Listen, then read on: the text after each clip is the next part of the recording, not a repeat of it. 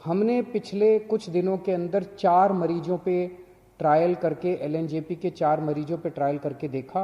उसके अभी तक के नतीजे उत्साहवर्धक हैं, अच्छे हैं।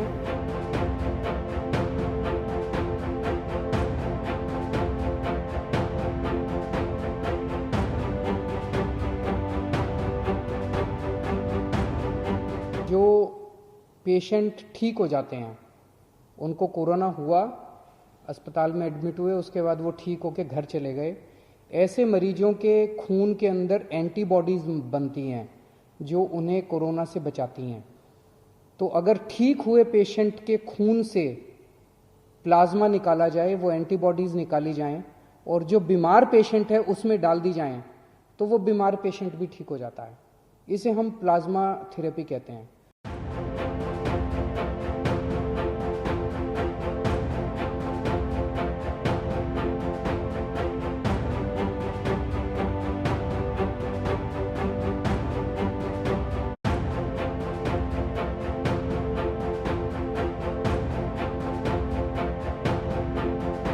इसके 3 फेजेस होते हैं बीमारी के। पहला फेज है जिसे हम वायरस फेज कहते हैं, जिसमें वायरस शरीर के अंदर आता है, वायरस बढ़ता जाता है, कभी यहाँ जाता है, कभी कहाँ। सेकंड फेज होता है जिसे पल्मोनरी फेज कहते हैं, जिसमें लंग के अंदर इंजरीज आने लग जाती हैं और उसके कारण उसको ब्रीदिंग की डिफिकल्टी, सांस की डिफिकल्टी। और थर्ड फेज जो होता है जिसमें साइटोकाइन रिलीज होते हैं, मतलब शरीर ऐसे सारे चीज़ें प्रोड्यूस करता है कि वायरस को अपन मार सके। तो अगर वो थर्ड स्टेज में मरीज आता है तो उसके ऑर्गन फेलियर की स्टेज हो जाती है, वो लेट स्टेज हो जाती है। सेकेंड स्टेज में मरीज आता है जिसमें लंग के अंदर इन्फेक्शन है पर बाकी ऑर्गन चल रहे हैं। उस थेरेपी के अंदर, उस स्टेज के अंदर अगर अपन प्लाज्मा दें तो हम वायरस को भी कम कर सकते हैं और हम ऑर्गन फेलियर्स को बचा सकते हैं। फर्स्ट स्टेज में पकड़ में ही नहीं आता, उससे मतलब जैसा सीएम साहब ने कहा, हमें सिर्फ प्रिवेंशन और अर्ली डिटेक्शन पे। तो हमें अगर मरीज 7 से 15 दिन के बीच में आए जिसको ब्रीदिंग की डिफिकल्टी है या सांस की है, तो ऐसे व्यक्ति में जिसमें बाकी ऑर्गन फेल नहीं हो उस समय तक, तो ऐसे व्यक्ति में प्लाज्मा थेरेपी का रोल हो सकता है। हाँ, अभी शुरू में जो हमने मरीज किए हैं, बहुत सारे मरीज स्क्रीन किए और शुरू में डॉक्टर्स का ये काम होता है do no harm. Hippocratic oath यही है कि आप भले ही सोचें कि अच्छा हो रहा है पर बुरा ना करें। इस विचार से शुरू में हम लोगों ने ट्रायल बहुत केयरफुली सोच के शुरू करी और मुझे बहुत खुशी है कि शुरू में 4 मरीज में हम लोगों ने अभी उत्साहवर्धक फल देखे हैं।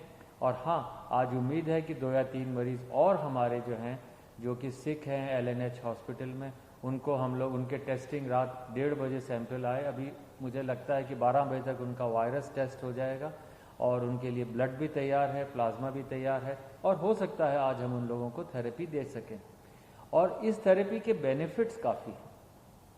अगर आपने उसको दिया तो वो थर्ड स्टेज, जिसे हम साइटोकाइन स्टॉर्म कहते हैं, उस स्टेज पे मरीज ना जाए जिसमें ऑर्गन फेल हो और लंग के इन्फेक्शन जल्दी से करेक्ट हो जाएं।